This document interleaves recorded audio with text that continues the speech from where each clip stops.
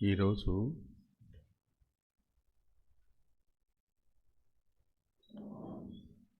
ఇబ్బందికరమైన అంటే అర్థం చేసుకోవడానికి జటిలమైన ఒక అంశాన్ని సాహసించి తీసుకుంటున్నాను. వివరించలేనని నాకు తెలుసు.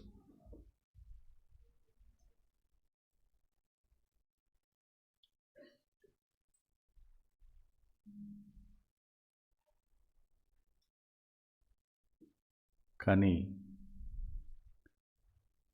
కొంతమేరైనా ఆ లేఖనం మీద దైవికమైన వెలుగు ప్రకాశిస్తే కొంచెం అని అర్థమవుతుందని.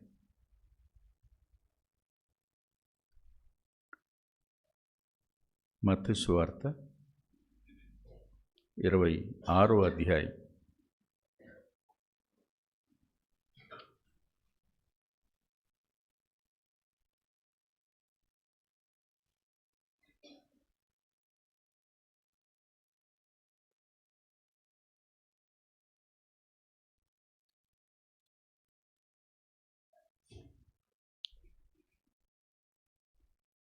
36వ వచనం నుండి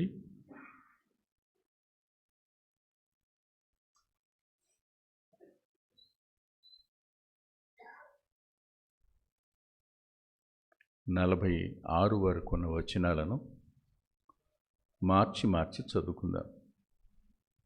మత్తయి సువార్త 26వ అధ్యాయం 36 నుంచి 46 వరకు.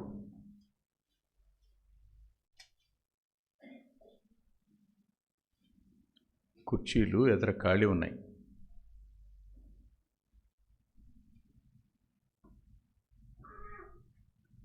ఓ పని చేయొచ్చేమో, వెనకాల ఉన్న అశోకు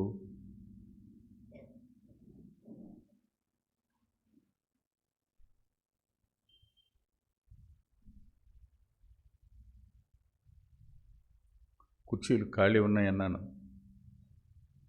కింద కూర్చోమనలేదు బాబు, గులువుచ్చి నేను. చార్లీ, నువ్వు కూడా ఎదురుకొచ్చేస్తే మంచిదేమో నాకు అభిప్రాయం. ఏమంటారు?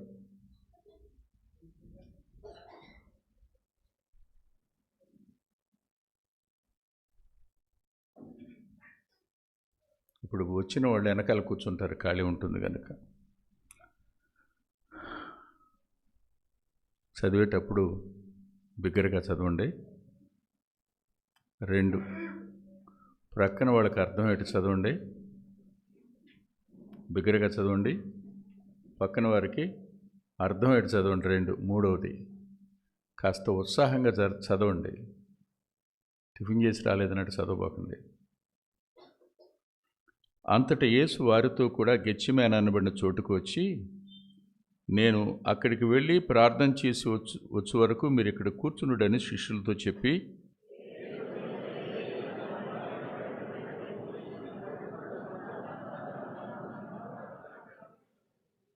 అప్పుడు యేసు, మరణమునంతగా నా ప్రాణము బహు దుఃఖములో మునిగి ఉన్నది, మీరు ఇక్కడ నిలిచి నాతో కూడా మెలకువగా నుండని వారితో చెప్పి,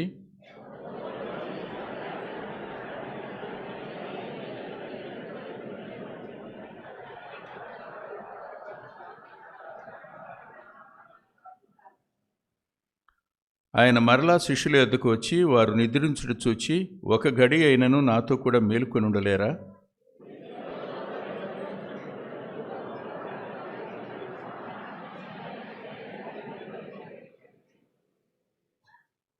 మరల 2వ మారు వెళ్ళి, నా తండ్రి, నేను దీన్ని త్రాగితేనే గాని ఇది నా ఎదురు నుండి తొలగిపోవడం సాధ్యము కాని ఎడల నీ చిత్తమే సిద్ధించుగాక అని ప్రార్థించి,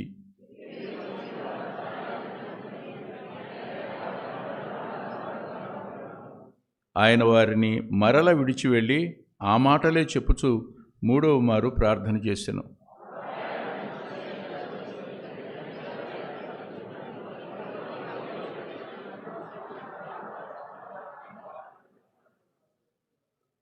రెండి వెళుదము, ఇదిగో నన్ను అప్పగించువాడు సమీపించి ఉన్నాడని వారితో చెప్పాను. ప్రార్థన చేసుకుందాం.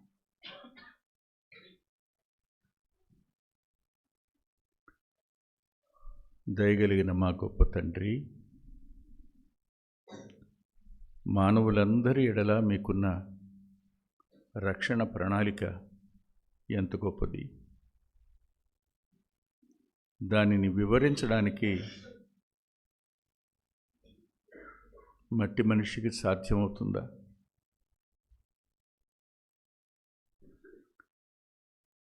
మీ జననాన్ని గురించి మేము సంతోషించాం, మీ మరణ పునరుద్ధానాలను బట్టి ఆనందించాం. కానీ ఈ దినాన్న మీ శ్రమలను జ్ఞాపకం చేసుకుంటున్నాం. మీ కృపకు వింటున్న మా ప్రియులందరిని అప్పగించుకుంటూ, చిన్నపిల్లలు సైతం మౌనంగా వాక్యం వినే మనసు వారికి ఇవ్వండి. ఈ ప్రాంతమంతటి మీద మీ కనుదృష్టి సారించి మీ సన్నిధినిచ్చి జీవం ప్రవహించడానికి కృప చూపించండి. నీ దాసుని మీ సిలువ చాటును మరుగుపరచుమని యేసుక్రీస్తు ప్రభువారి పేరట ప్రార్థిస్తున్నాం తండ్రి, ఆమేన్.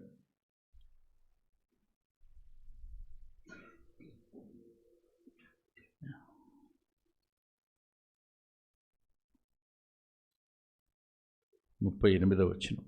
అప్పుడు యేసు, మరణమగునంతగా నా ప్రాణము బహు దుఃఖములో మునిగి ఉన్నది.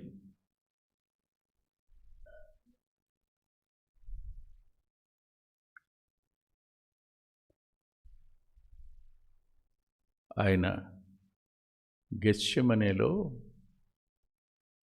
పలికిన మాట మరణమగునంతగా నా ప్రాణము దుఃఖములో మునిగి ఉన్నది అనే మాట.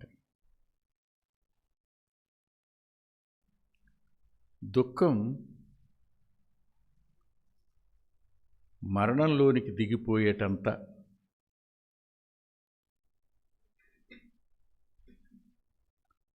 వివరించడానికి ఏమైనా మాటలు దొరుకుతాయా? మీరు చెప్పండి.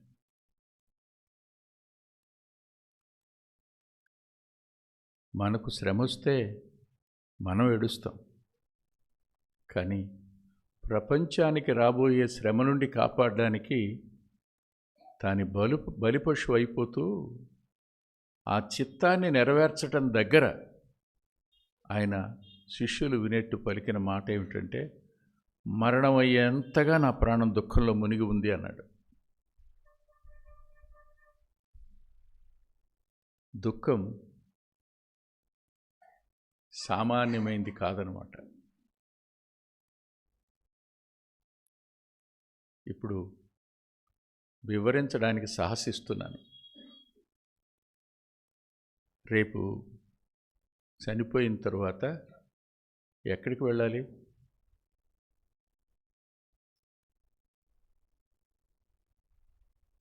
చనిపోయిన తర్వాత ఎక్కడికి వెళ్ళాలి చెప్పండి. పాపంలో నుండి చనిపోతే ఎక్కడికి వెళ్ళాలి? అక్కడేముంటుంది? ఏడుపు. ఎంతకాలం ఏడుపు? అవునా? ఇప్పుడు ఆలోచిద్దాం.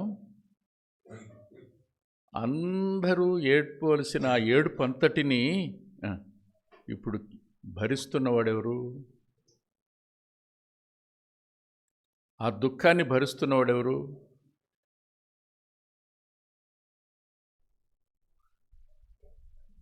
నాన్నకంటే పెద్దవాళ్ళు ముగ్గురు అన్నారు. మా నాన్నకు ముగ్గురు యుక్త వయసులోనే చనిపోయారు. పెద్ద ఆయన ఇంకా 15 రోజులు పెళ్ళుందనగా చనిపోయినాడు. రెండో ఆయన టీచర్ ట్రైనింగ్ చేస్తూ, అంటే పెద్ద ఆయన హెడ్ మాస్టర్ చేస్తూ చనిపోయాడు. టీచర్ ట్రైనింగ్ చేస్తూ కలరా వచ్చి కలరాలు అక్కడే చచ్చిపోయాడు. మూడో ఆయనకి పెళ్లి చేశారు.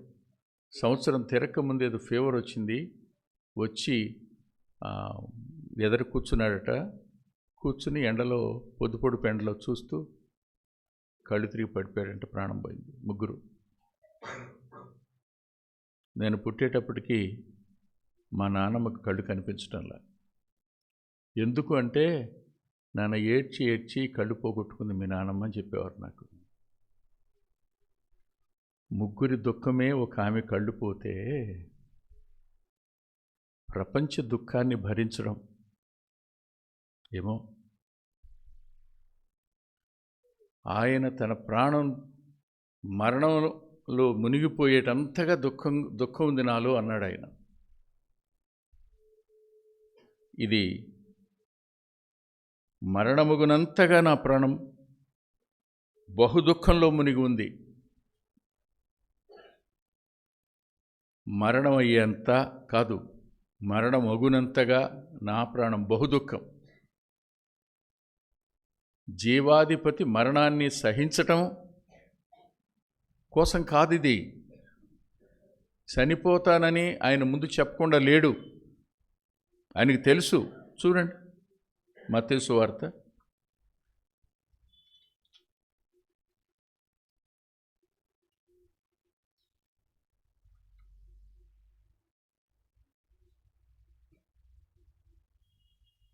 16వ అధ్యాయం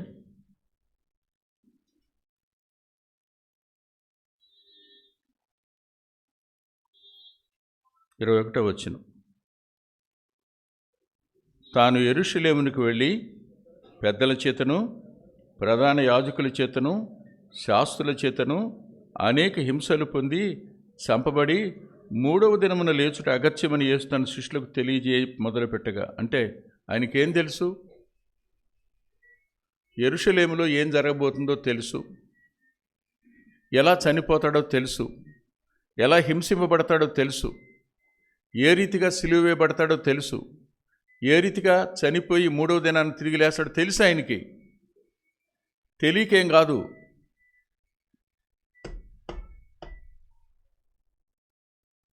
తెలియకేం కాదు, అన్నీ తెలిసినవాడే.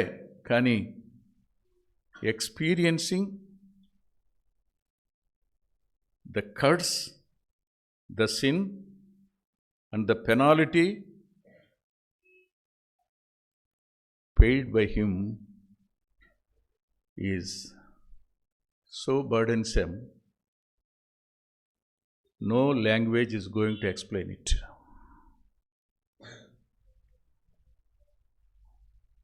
అంతా తెలుసు ఆయనకి, సమస్తం ఎరిగినవాడు. ఎరగనవాడేం కాదు, అన్నీ ఎరిగినవాడు. మరణం అయ్యేంతగా నా ప్రాణం దుఃఖంలో మునిగి ఉంది అని అన్నాడు. ఆయన మరణంలో ఆ దుఃఖం రేపు నిన్ను నన్ను ఆ దుఃఖం పాలు చేయకుండా కాపాడడానికి కారణమైంది. లేకుంటే మన ప్రయాణం ఎక్కడికి? శాశ్వతమైన దుఃఖంలోని. రక్షింపబడని వాడెవడైనా,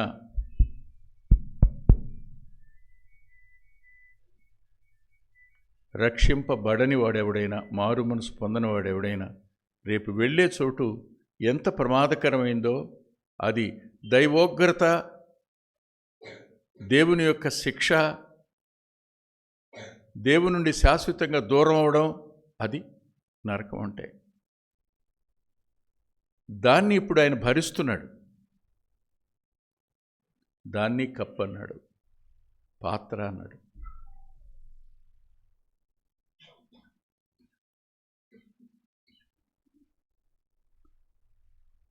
ఒక వ్యక్తికి రాకూడనిది వచ్చింది అని తెలిస్తే మనం సఫర్ అవుతాం. రావలసిందే వచ్చినా దాని తీవ్రత చాలా ఎక్కువగా ఉందని తెలిస్తే ఎలా ఉంటుంది? దుఃఖపడకుండా ఉండలేం. వాడికి అది తగిన శాస్తియే అని మనం అనలేం. దైవికమైన మనసున్నవాడు ఎవడైనా ఒక వ్యక్తి బాధపడుతుంటే చూసి సంతోషించలేడు. ఒకరు వేదన గుండా వెళుతున్నప్పుడు ఆనందించను లేడు. ఇదే సాధ్యం కానప్పుడు మానవ జాతిని రక్షించడం కోసం ఆయన భూమి మీదకి వచ్చాడు. వచ్చినవాడు గెత్సేమనే వనంలోనికి ఎందుకు వెళ్ళాడు? అలవాటుగా వెళుతున్నాడు. కానీ ఇప్పుడు తాను ఏం కాబోతున్నాడు? భరిస్తున్న ఈ శ్రమ, తాను పొందుతున్న బాధ, తను అనుభవిస్తున్నటువంటి ఆవేదన మాటలతో వివరించడానికి సాధ్యం కాదు. నా ప్రాణము మరణమగునంతగా బహు దుఃఖంలో మునిగి ఉన్నది అన్నాడు. ఈ మునిగి ఉండడం అనే పదం కొంతమంది నుంచి ఈ దుఃఖం నుంచి బయటికి తేలేము. Highly impossible. మీరు వాళ్ళ దగ్గరికి వెళ్ళి మాట్లాడి చూడండి. వాళ్ళ దుఃఖానికి మనం ఎంత ఆదరించి వచ్చేసినా ఆ ఆదరణ ఓ 5-10 నిమిషాలు మనం మెట్లు దిగిపోగానే మళ్ళీ వాళ్ళు తిరిగి దుఃఖంలోకి వెళ్ళిపోతారు. They are unable to come out from that sorrow. రాలేరు, వెలుపలికి రాలేరు,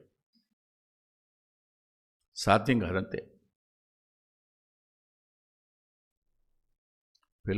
పిల్లలను కోల్పోయిన తల్లి దుఃఖంలో నుండి ఆమెను వెలుపలికి తేలేనప్పుడు, అన్యాయంగా ఉద్యోగం పోగొట్టుకున్నప్పుడు అతని దుఃఖంలోంచి బయటికి తేలేనప్పుడు,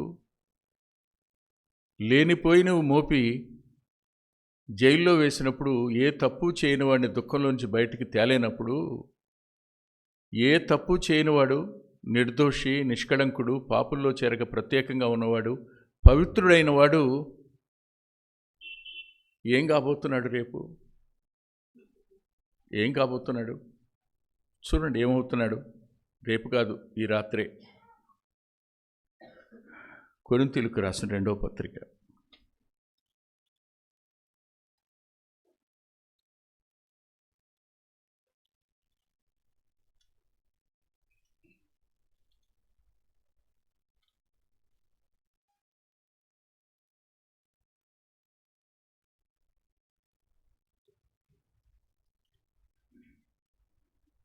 5వ అధ్యాయం 21వ వచనం.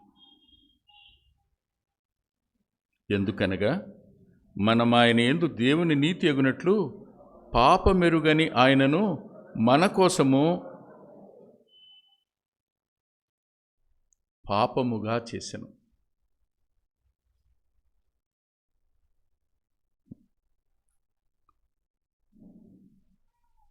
యోహాన్ చెప్తాడు, పేతురు చెప్తాడు, పౌలు చెప్తాడు, ఆయనలో చీకటి ఎంత మాత్రమూ లేదు అని, ఆయన పాపం లేనివాడని, ఆయనలో పాపం లేదని, ఆయన పాపం చేయలేదని చెప్తారు ఈ ముగ్గురు. అలాంటివాడు he became sin, not sinner. పాపంగా మార్చబడడం కంటి చూపు ద్వారా కానీ తలంపుల ద్వారా కానీ ఎన్నడూ పాపం చేయని ఒక వ్యక్తి అయినా, అలాంటి వాని మీద మన పాపాలన్నీ మోపబడితే ఈ బికేమ్ సిన్. ఆయన పాపంగా అయిపోతున్నాడు. పాపంగా అయిపోవడం అనే పదం చిన్నది కాదండి, చిన్నది కాదండి.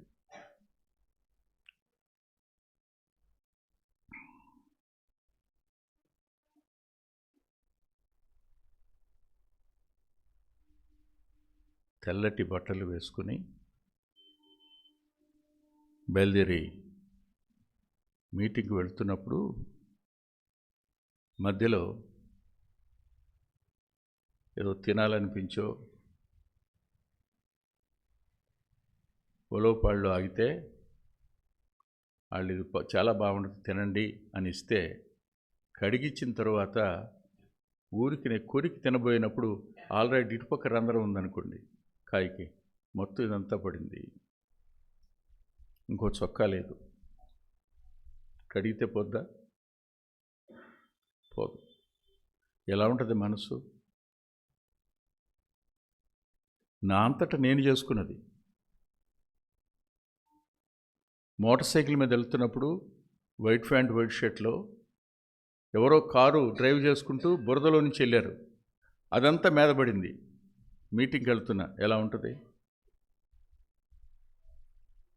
మీరే ఆలోచించండి. షర్టు మరకవడానికి ఇష్టపడని మనం, పాపం ఎరుగని వాడు మన నిమిత్తం పాపంగా చేయబడ్డ ఉందే, దట్ ఈజ్ అన్బేరబుల్. అందుకన్నాడు, నా ప్రాణము బహు దుఃఖంలో మునిగిపోయింది మరణం అయ్యేంతగాని.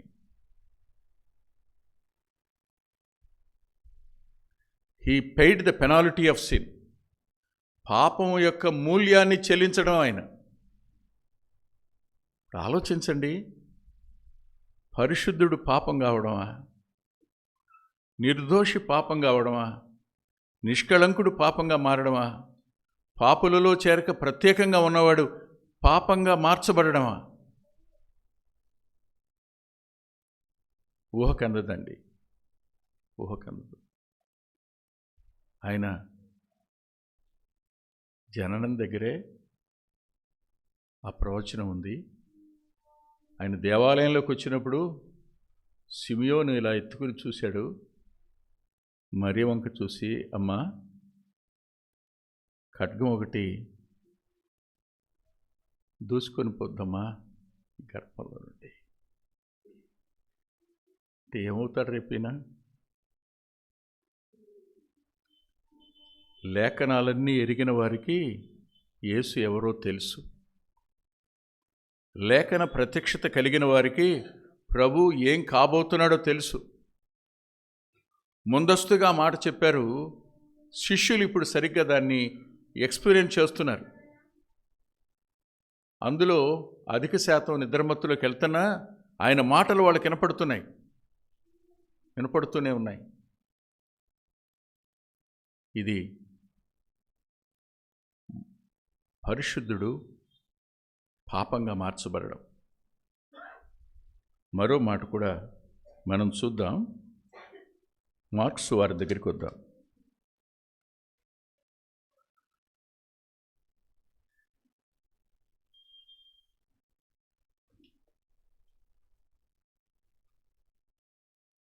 ముప్పై 33వ వచనం. పేతురును, యాకోబును, యోహానును వెంటబెట్టుకుని పోయి మిగుల విభ్రాంతి నొందుటకును చింతాక్రాంతుడగుటకును ఆరంభించెను. మిగుల విభ్రాంతి. నేను నీకు సంఘటన జ్ఞాపకం చేస్తాను, మనసు పెట్టి వినండి. విభ్రాంతి అంటే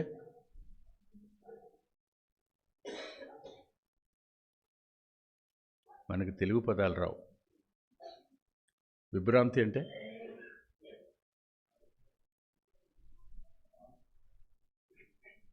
ఆశ్చర్యపోవడం, నిర్ఘాంతపోవడం. అవునా? ఉదాహరణకి దావీదు తన సైన్యాన్ని వెంట పెట్టుకుని సిక్లగ్కు వచ్చాడు. చూడగానే మొత్తం తగలబడిపోయింది. ఆస్తి లేదు, భార్య లేరు, పిల్లలు లేరు ఎవరికి. ఎలా ఉండుంటారు వాళ్ళు కదా? అంటే ఆయన ఏం కోల్పోతున్నాడు?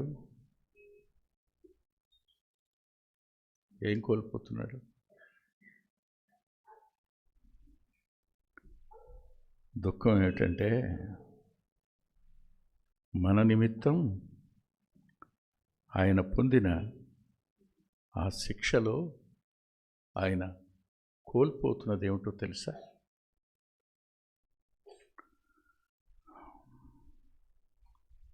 మార్క్స్ వార్తలోని 15వ అధ్యాయం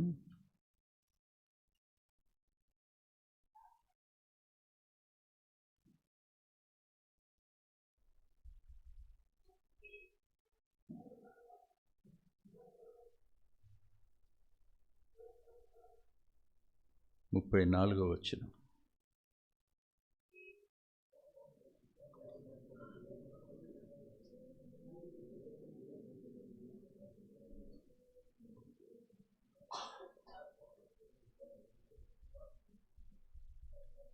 ఇంతకు మించి ఇంకేం కావాలి? ఆయన 2 అద్భుతమైన స్టేట్మెంట్స్ చేశారు. అద్భుతమైన స్టేట్మెంట్స్ అవి ఆయనకు ఒక్కడికే చెందినాయి. బహుశా మనంతటా మనం కోల్పోతాం,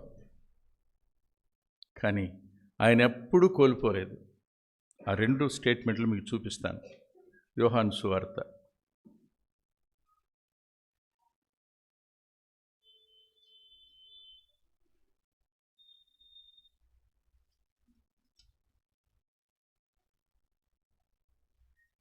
16వ అధ్యాయం 32వ వచనం. ఇదిగో మీలో ప్రతివాడును ఎవనింటికి వాడు చెదిరిపోయి నన్ను ఒంటరిగా విడిచిపెట్టి గడియ వచ్చే ఉన్నది.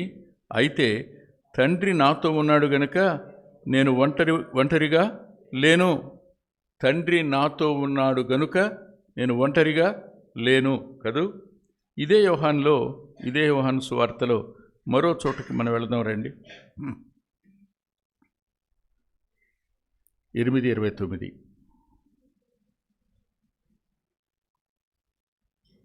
నన్ను పంపినవాడు నాకు తోడై ఉన్నాడు. ఆయనకిష్టమైన కార్యము నేను ఎల్లప్పుడూ చేయుదును గనుక ఆయన నన్ను ఒంటరిగా. విచిత్రం. ఇప్పుడు చేస్తుంది కూడా ఆయనకి ఇష్టమైన కార్యమే. ఆయన విడిచిపెట్టేసేస్తాడు.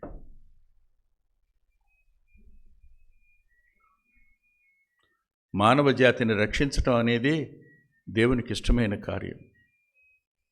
అయినా అందరూ విడిచిపెట్టేస్తారు. నా తండ్రి నన్ను ఎప్పుడు విడిచిపెట్టడు, నేను ఒంటరి కాదు అన్నవాడు పాపానికి పరిశుద్ధతకు పొత్తు లేదు. పరిశుద్ధుడైన వాడు పాపంగా మార్చబడితే ఆయన ఏం కోల్పోతున్నాడు చెప్పండి? ఆయన కోల్పోతున్నది ఏమిటి?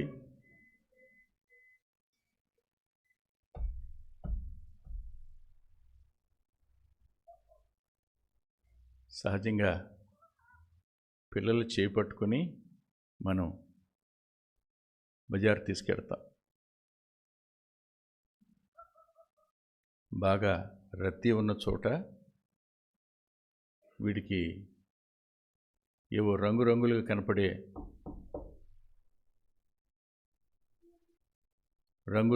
కనపడే అలంకరణ చూడగానే వాడు అటు తిరుగుతున్నప్పుడు ఒకవేళ మనం చేయి విడిచిపెట్టామనుకోండి, ఏమైపోతాడు?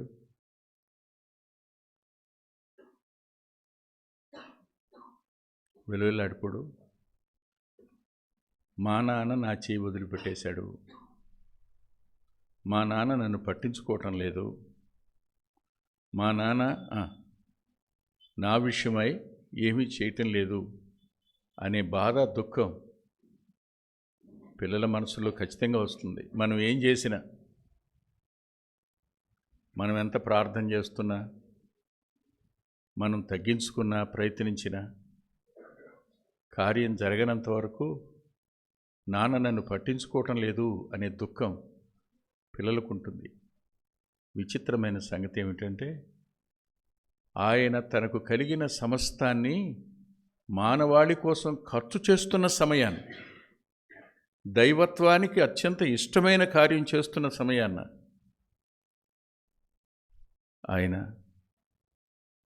తండ్రి యొక్క చెయ్యి తన్ను విడిచిపెట్టేయడం ముందుంది.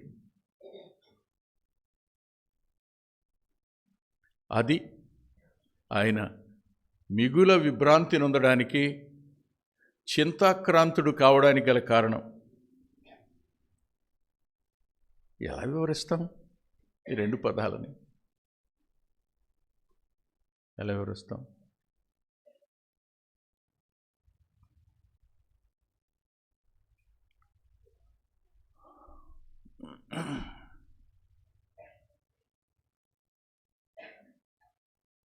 ఒకరోజు లెటర్ వచ్చింది. వెంకటేశ్వరరావు అన్నయ్య లెటర్ రాశాడు. తమ్ముడు,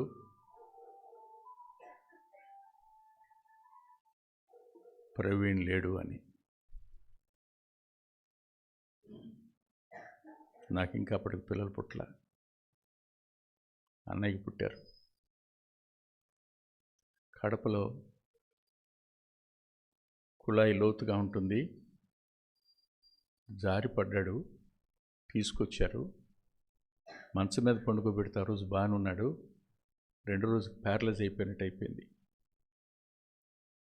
ఆపరేషన్లు 2 జరిగినాయి. బ్రెయిన్కి ఆపరేషన్ చేయమన్నప్పుడు వద్దమ్మా నేను చేయించుకోను అంటే ఒప్పించి చేయించారు. హాస్పిటల్ బెడ్ మీద చనిపోయాడు. ఆ ఉత్తరం నాకు అందగానే రియల్ ఎవర్ షాక్డ్. అన్నయ్యకు ఉత్తరం రాయటానికి కూడా నాకు శక్తి చాలా. అంత విభ్రాంతి పొందాను. ఏమైపోయి ఉంటారు వీళ్ళు, ఏమైపోయి ఉంటారు. అప్పుడు సాధు సుందర్ సింగ్ గారు చెప్పిన ఒక మాట ఆచరించడం కోసం ఉత్తరం రాశాను. బహుశా ఆ ఉత్తరం అన్న దగ్గర ఉండి ఉంటుంది. అన్నయ్య, మనం కేవలం తోటమాలులు మాత్రమే. ఒక తోటమాలి ఎండిపోయిన గులాబీ చెట్టును చూసి దాన్ని కత్తిరించి చుట్టూ తవ్వి ఎరువేసి దాన్ని జాగ్రత్తగా పట్టించుకున్నాడు. అది ఒక గులాబీ పువ్వు పూసిందన్నయ్య. చాలా సంతోషం అనిపించింది. ఆ మొగ్గ పెద్దదై పువ్వు అయింది. చాలా అందంగా ఉంది. చూశాడు, ఆనందిస్తూ పని చేసుకోవటం లోపలికి వెళ్ళాడు. వెళ్ళి తిరిగి వచ్చి చూస్తే చెట్టుకు ఆ గులాబీ పువ్వు లేదు. ఒక్కసారిగా తట్టుకోలేక కేక పెట్టాడు, ఎవరు కోసారని. ఆ తోట యజమాని అయిన రాజుగారే వచ్చాడన్నయ్య. ఇప్పుడు తోటమాలి ఏమంటాడో చెప్పండి అని రాశాను కానీ ఆ విభ్రాంతిలోంచి బయటికి తేవడం సాధ్యమవుతుందా? ఒక్కడే కొడుకప్పుడు సాధ్యం కాదు.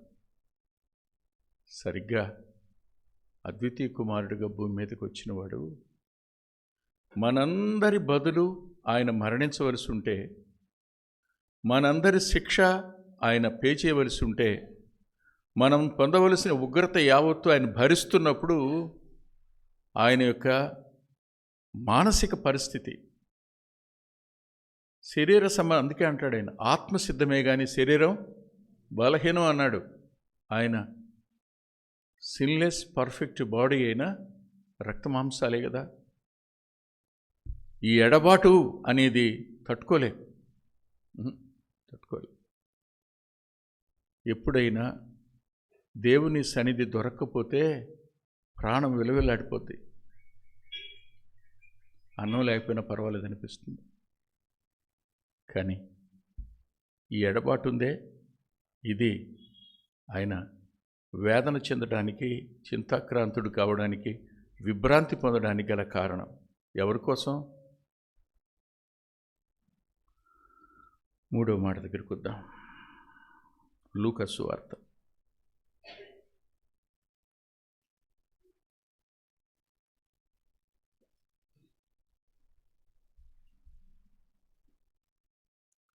44వ వచనం, 22వ అధ్యాయం 44వ వచనం. ఆయన వేదనపడి మరింత ఆతురముగా ప్రార్థన చేయగా ఆయన చెమట నేలపడుచున్న గొప్ప రక్త బిందువు వలె ఆయను.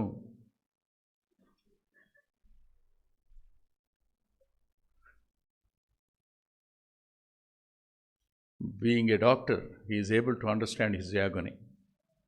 ఒక వైద్యునిగా ఆ వేదనను అర్థం చేసుకున్నవాడు నేల మీద చూశాడు. ఎవరైనా చూస్తే ఆయనే చూస్తున్నారంతే. కానీ వారి దగ్గర నుంచి లూక్ సంపాదించిన సమాచారం ఏంటో తెలుసా? నేల మీద ఏమన్నా అంటే, అవునయ్యా, చెమట రక్తంగా మారి పెద్ద రక్త బిందువులాగా అయిపోయింది ఆ ప్రాంతం అంతా అని. అంటే ఎంత ప్రెషర్కు లోనవుతాడు మీకు తెలుసా? బీపీ మౌంటైన్ అయితే స్వేదరంధ్రాల నుంచి రక్తం బయటకు వస్తుంది. ఎంత ప్రెషర్, ఆ ఒత్తిడి సామాన్యం కాదు. మీకు తెలుసో తెలీదో, ర్యాన్ గారి వైఫ్ కూడా చెమట రక్తంగా అయ్యేది. డాక్టర్ తీసుకెళ్లారు. ఏమ్మా ఏంటి అసలు నీ పరిస్థితి చెప్పు అంటే ఆమె చెప్పింది ఏమి లేదండి అని. అప్పుడు ర్యాన్ గారు చెప్పారు, ఏమి లేదండి, ఆమె గారు సీరియల్ చూస్తారు, వచ్చే సీరియల్లో ఏమై ఉంటుందా, చంపేస్తాడా అని ఇప్పటి నుంచి ఆలోచిస్తుంది ఆవిడ. నిజమే, జరగబోయే దాని గురించి ఆలోచించి మానవుడు పడేటువంటి వేదన అది తారాస్థాయికి వెళ్ళిందనమాట, పతాక స్థాయికి వెళ్ళిందనమాట, శిఖరాగ్ర స్థాయికి వెళ్ళింది. అది ఆయన పొందిన శ్రమ మనం పాటలుగా పాడుకుంటుంటాం. నా కోసమేనయ్యా శ్రమ పడింది నీవు, నా నిమిత్తమేనయ్యా దుఃఖపడింది నీవు, నా నిమిత్తమేనయ్యా నువ్వు వేదన చెందావు, నా నిమిత్తమేనయ్యా నువ్వు విభ్రాంతి పొందావు, నా నిమిత్తమేనయ్యా మరణంలో మునిగిపోయి అంతగా దుఃఖంలోకి వెళ్ళావు, నా నిమిత్తమేనయ్యా నీ రక్తం గొప్ప చెమట బిందువుగా మారింది అంటాం. కానీ పే చేసిన విలువ అర్థమైతే ఆ పేమెంట్ కాస్ట్ ఎంత చెప్పనా? పాపానికి ఆయన చెల్లించిన మూల్యం ఏమిటో తెలుసా? దేవుని ప్రాణం.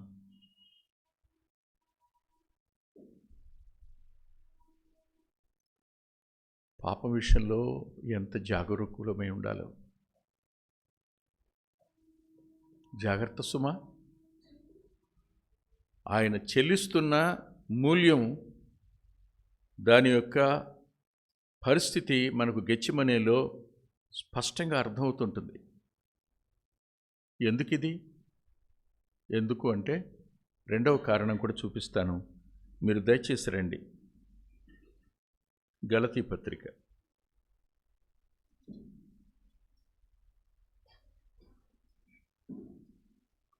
3వ అధ్యాయం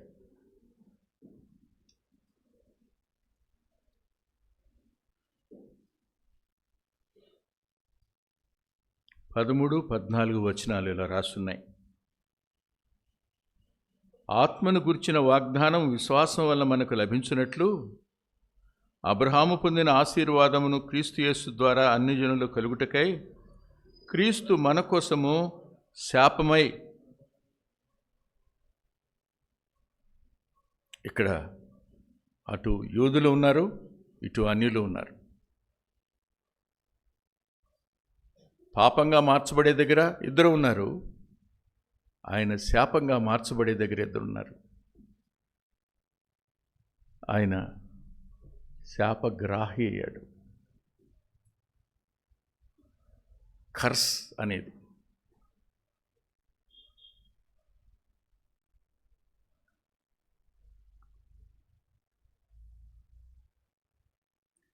నేను చెప్తున్నాను, ఎవరిని కోపం పెట్టుకుని శపించకండి. ఎప్పుడు అటువంటి పిచ్చి పని చేయకూడదు. మనం we should not do it. మన కోపానికి అర్థం ఉండదు, మన శాపానికి హేతు ఉండదు. హేతువు లేని శాపం తగులకపోనని రాస్తుంది, కానీ ఇది హేతు ఉన్న శాపం అయింది. ఆశీర్వాదకారకుడైన వాడు, నిన్ను ఆశీర్వదించేవారు నేను ఆశీర్వదిస్తానయ్యా అన్నాడు, నిన్ను దీవించేవారు నేను దీవిస్తానయ్యా అన్నాడు. నీవు ఆశీర్వాదంగా ఉంటావని అబ్రహాంతో చెప్పిన ఆశీర్వాదకారకుడు ఇప్పుడు శాపంగా మార్చబడడం, శాపగ్రాహి కావడం. రక్తం చెమటగా వెలుపలికి రావడం చిన్న సంగతి ఏం కాదు. అది ముందుంది. రానున్న వ్రేలాడిన వాడు శాపగ్రస్తుడని లేఖనం చెబుతుంది. అక్కడికి వెళ్ళబోతున్నాడు ఆయన. ఇప్పుడే దాని యొక్క ఆవేదన అనిపిస్తున్నాడు ఆయన. తెలియక కాదు. By knowing each and every suffering and pain he cried in the garden of గెత్సేమనీ.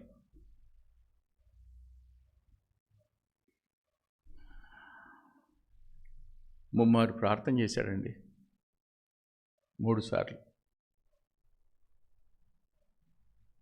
3 సార్లు ప్రార్థనలు కూడా ఎంత అద్భుతమైన విషయం అందులో కనపడుతుందో చెప్పడానికి వీలు కాదు. ఇదంతా ఎవరి కోసం? రొట్టె ద్రాక్షరసం అనుకుంటున్నాం. ఆయన మేడగదిలో చెప్పాడు, అబ్బాయి ఇది మీ నిమిత్తం చిందించబడుతున్న నా రక్తం తెలుసు ఆయనకి. ఇది మీ కొరకు ఈ దేహం, ఈ రొట్టె. మీరు నన్ను జ్ఞాపకం చేసుకోవడానికి దీన్ని చేయండి అన్నాడు. ఏం జ్ఞాపకం చేసుకోవాలి మనం? రక్షించబడిన రోజుని జ్ఞాపకం చేసుకుని ఆనందభరితులం అయిపోతాం. దేవుడు పిలిచిన రోజుని జ్ఞాపకం చేసుకుని ఇంకా పరమానంద భరితులం అయిపోతాం. కానీ దాని అంతటి వెనక ఈరోజు పిల్లలైన మీరు ఏసీలో పడుకుంటున్నారు కదా, పిల్లలైన మీరు ఆకలి కాగానే అమ్మ పెట్టే అన్నం మీద మనసు పెట్టారు కదా. కానీ ఆ అన్నం ఎలా వచ్చింది ఎప్పుడైనా ఆలోచించారా? ఎంత ప్రయాసపడితే వాళ్ళు వాటిని తెచ్చారో, సమకూర్చారో మీరు ఎప్పుడైనా ఆలోచించారా? నాన్న అమ్మ పడే శ్రమలో నుండే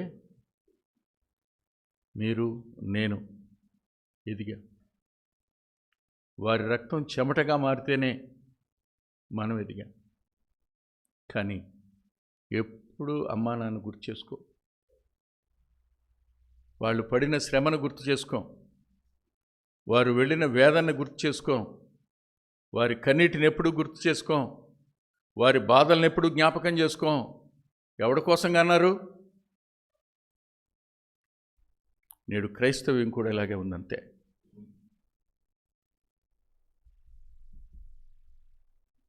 నా కోసం, నా స్థానంలో ఆయన, నాకు బదులుగా ఆయన. చెప్పండి, వాళ్ళ దగ్గరికి వచ్చినప్పుడు మన అంతరంగం ఏమైపోవాలి? మన మనసు ఎలా ఉండాలి? దుఃఖం ఉందా అసలు? బాధ ఉందా అసలు? నిజార్థం అర్థమైతే ఏ వ్యక్తి రొట్టె తీసుకునేటప్పుడు కళ్ళ వెంట నీళ్ళు రావు? ఆ నీటి బొట్లు రాలకుండానే ద్రాక్షరసం బొట్లు నాలుక మీద పడతాయా? మనం ఆయన చెల్లించిన మూల్యం యొక్క గొప్పతనం, వెల ఎంతో గ్రహించలేదు ఇంకాను. ఫలాన్ని తిన్నాం అంతే. ఆ ఫలం తేవడానికి ఆయన పడిన పాట్లు మనకు అర్థం కావు. పూర్తిగా అర్థం చేసుకున్నానని చెప్పట్లేదు, అరకొరగా అర్థం చేసుకుంది చెప్పడానికే నా వల్ల అవ్వట్లేదు. మీరే ఆలోచించండి. ఇది 4వ మాట.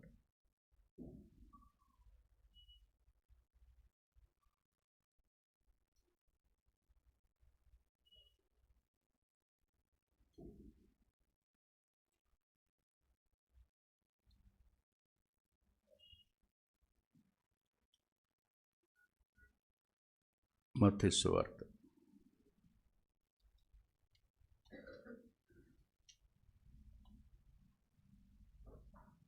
26వ అధ్యాయం.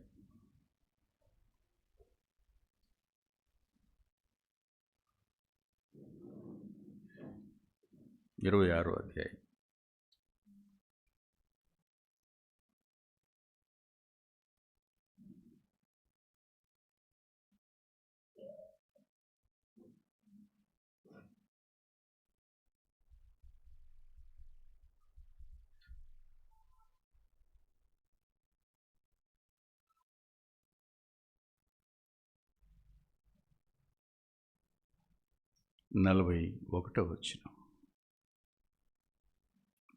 41. ఆయన మరలా శిష్యుల యొద్దకు వచ్చి వారు నిద్రించుడు చూచి, ఒక గడి అయినను నాతో కూడా మేల్కొని ఉండలేరా? మీరు శోధనలో ప్రవేశింపకున్నట్లు మెలకువగా ఉండి ప్రార్థన చేయుడి. ఆత్మ సిద్ధమే గాని శరీరం బలహీనమని పేతురుతో చెప్పి మరలా 2వ మారు వెళ్ళి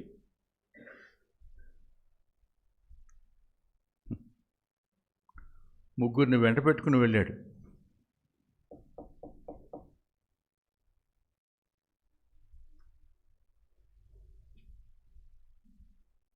ముగ్గురు ఇన్నర్ సర్కిల్. వాళ్ళని ఎందుకు వెంట పెట్టుకెడతాం?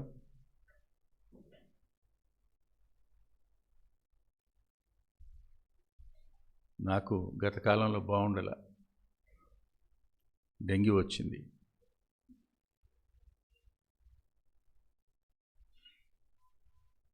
ఇంట్లో ఎవరికి నెమ్మది లేదు, నిద్ర లేదు. నా కొడుకు సెలవు పెట్టి 4 రోజులు ఇక్కడే ఉన్నాడు. నా కూతుర్లు కానీ నా భార్య కానీ డెంగ్యూ అనే మాట వినగానే వాళ్ళ గుండె గుబేలంది. నాకేం భయం లేదు, నేనే మందు వాడలేదు, కామ్గా ఉన్నాను. జస్ట్ పారాసిటమాల్ మాత్రం వేసుకున్నాను, నాకు అవగాహన ఉంది కాబట్టి.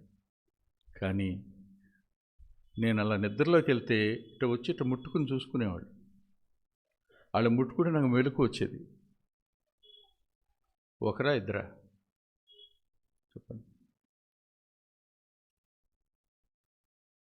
కానీ ఇలా అనిపించేది, వీళ్ళు నా పిల్లలు కదా. ఏదో తెలియని ఆదరణ ఉండేది. ఎవరి వద్ద నుంచి ఆదరణ పొందాలని ప్రభు కోరుకున్నాడో వాళ్ళు నిద్రపోతున్నారు. ఒక్క గడి అయినా నాతో మెలకుగా ఉండలేరా అని వాళ్ళని అడిగాడు. ఇవాళ మాత్రం మనల్ని అడుగుతుంది ఇది కాదా? నిద్ర మేలుకునే వేళ అయిందయ్యా, ఆయన వచ్చే టైం అయింది, మెలకుగా ఉండండి. ఆయన మరణాన్ని ప్రచురించవలసిన వాళ్ళం మనం, ఆయన వేదనని ప్రచురించవలసిన వాళ్ళం మనం. సిలువకు ముందు గెత్సిమనేలో ఆయన పడిన ఆవేదనని ప్రచురించవలసిన మనం. ఆయన ఎంతగా ఏడ్చాడో తెలుసా మీకు? ఆయన దుఃఖాక్రాంతుడాయను అనే పదానికి అర్థం ధారా ప్రవాహంగా కన్నీరు కారింది అనిపిస్తుంటుంది నాకు. దీన్ని యెషయా చూశాడు, కానీ మనం చూడలేదంతే. యెషయా గ్రంథం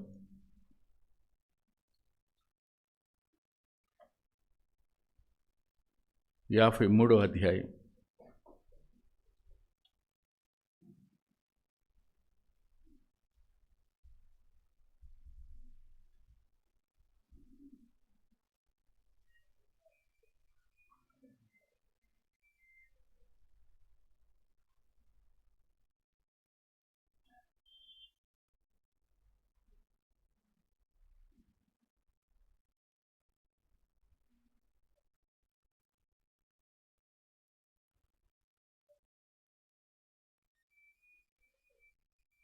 రెండవ వచనంలో, లేత మొక్కవలెను ఎండిన భూమిలో మొలిచిన మొక్కవలెను ఆయన ఎదుట పెరిగాడు, అతనికి స్వరూపమైన సొగసైనా లేదు అంటూ 3వ వచనంలో అంటాడు, తృణీకరించబడినవాడును విసర్జించబడినవాడును వ్యసనాక్రాంతుడుగాను వ్యాధిని అనుభవించిన వాడుగాను మనుషులు చూడనొల్లని వానిగాను ఉండెను. అంతటితో అయిపోతే బాగుండిపోయేది. 4వ వచనంలో అంటాడు, దేవుని వలన బాధింపబడిన వానిగాను శ్రమనొందిన వానిగాను మనం అతని ఇచ్చితిమి, మన అతిక్రమములను బట్టి అతడు గాయపరచబడెను, మన దోషములను బట్టి నలుకొట్టబడెను, మన సమాధానార్థమైన శిక్ష అతని మీద పడెను. 4వ వచనంలో అంటాం, మనమందరము గొర్రెల వలె త్రోవ తప్పిపోతిమి, మనలో ప్రతివాడు తనకిష్టమైన త్రోవకు తొలిగెను,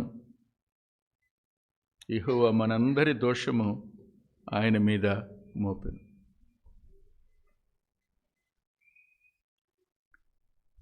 ఇప్పుడు ఒక్కసారి ఆలోచించండి, మనం పాలు పంపులు పొందుతున్న ఈ రొట్టె ద్రాక్షరసం ఎవరిని జ్ఞాపకం చేస్తుంది? రక్షకుణ్ణి కదూ. ఎవరిని జ్ఞాపకం చేస్తుంది? దౌర్జన్యం నుండి అన్యాయపు తీర్పు పొంది మానవ పాపాలకు సంబంధించిన ఆ పాత్రను ఇష్టపూర్వకంగా తండ్రి చిత్తానికి అప్పగించుకుని తాగిన భరించిన ఆ కుమారుని యొక్క మరణాన్ని పునరుద్ధానాన్ని గుర్తు చేస్తున్నప్పుడు మనం మానసికంగా ఆయనలో ఆనందించడం వాస్తవం. రక్షణానందం మనకుంది. కానీ ఈ ఆనందం వెనక ఆయన పొందిన శ్రమ ఎంతో ఎప్పుడైనా ఆలోచించామా? ఆయన పొందిన ఆవేదన ఎంతో ఎప్పుడైనా ఆలోచించామా? ఆయన ఏ రీతిగా దుఃఖపడ్డాడో, ఏ రీతిగా అవమానించబడ్డాడో, ఏ రీతిగా వేదన చెందాడో ఇక ఆయన అవమానం అయితే చెప్పడానికి వీలు కాదు.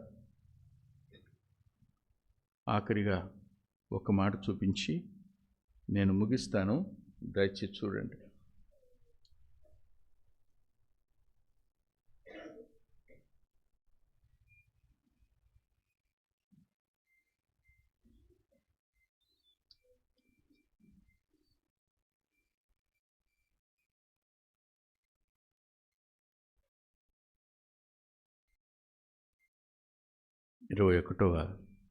ద్వితీయోపదేశకాండం 21వ అధ్యాయం.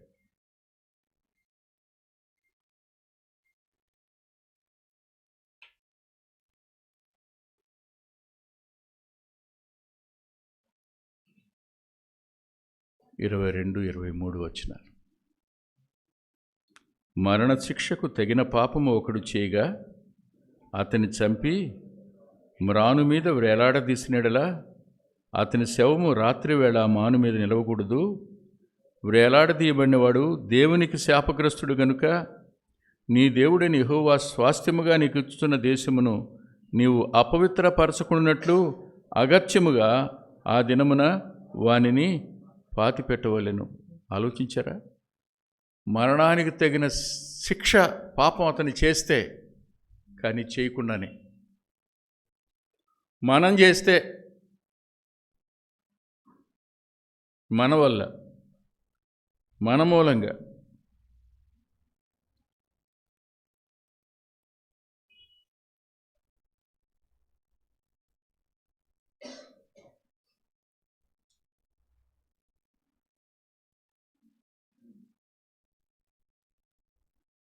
అదే ద్వితీయోపదేశకాండం 27వ అధ్యాయం 26వ వచనం కూడా చూడండి.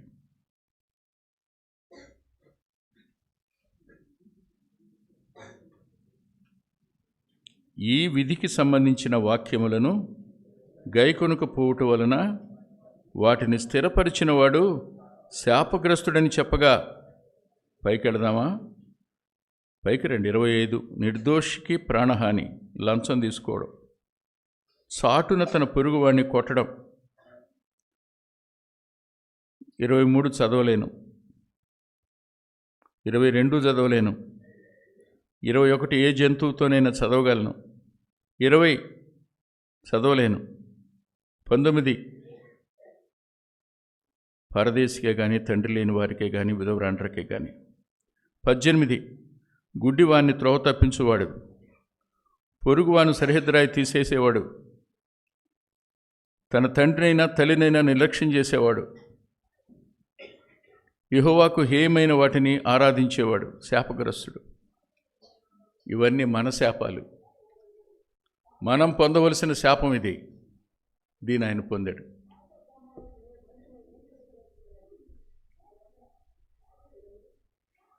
కానీ మనకు కొంచెం కూడా బాధ లేదు, కొంచెం కూడా నొప్పి కలగటం లేదు.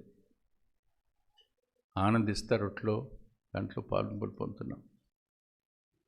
ఇంకా అదే సిన్ఫుల్ నేచర్ మనలో ఉంది. తల్లిని నిర్లక్ష్యం చేస్తాం, తండ్రిని అవమానిస్తాం, అన్నదమ్ముల్ని బాధ పెడతాం, లేని వాటిని కల్పిస్తాం. ఇవన్నీ చేస్తూ కూడా మనం ఇందులో పాల్గొని పొందుతూనే ఉన్నాం. మనం చేస్తుంది రైట్ అనుకుంటాం. యోధా చేసింది యోధాకి రైట్ అనిపిస్తుంది. హేరోదు చేసింది హేరోదుకు రైట్ అనిపిస్తుంది. కొరడాలతో కొట్టేవాళ్ళకి వాళ్ళకి అది రైట్ అనిపిస్తుంది. మేకులు కొట్టేవాళ్ళకి రైట్ అనిపిస్తుంది. రైట్ అయినా పరలోకానికి? నీ అభిప్రాయం రైట్ అని నువ్వు అనుకున్నంత మాత్రాన పరలోకం ఎదుట నీవు నేను నిర్దోషులం కాలేం కదా. ఆయన చిందించిన రక్తం వల్లనే కదా మనం పవిత్రపరచబడేది. ఆయన వాక్యోదకం చేతనే కదా మనం పవిత్రపరచబడేది. ఆయన శాపం నుంచి విడిపించి మనల్ని దత్తపుత్రులుగా చేయడం కోసమే కదా శాపగ్రాహి అయ్యాడు. అంతేకాదు, ఆయన మన అంతరంగంలో వినడం ద్వారా వచ్చిన విశ్వాసం ద్వారా కదా మనం పవిత్రపరచబడ్డాం. ఇవన్నీ ఆయన కృప ద్వారా పొందిన మనం దీన్ని, ఈ ఆచరణను సులకనగానో యాంత్రికంగానో అసలేమి స్పృహ లేకుండా తప్పు చేస్తూనే, పాపంలో ఉంటూనే, పాపంలో కొనసాగుతూనే ఆరాధిస్తూ, అదే కోపంలో లేనిపోయిన దాంట్లో ఉంటూనే చేయెత్తి ఇందులో పాలుపంపులు పొందడం అనేది సమంజసమైన, ఆయన ప్రచురించకుండా మనం ఇందులో పాలుపంపులు పొందడం ఎంతవరకు న్యాయమో మీరే ఆలోచించండి. ప్రార్థన చేసుకుందాం.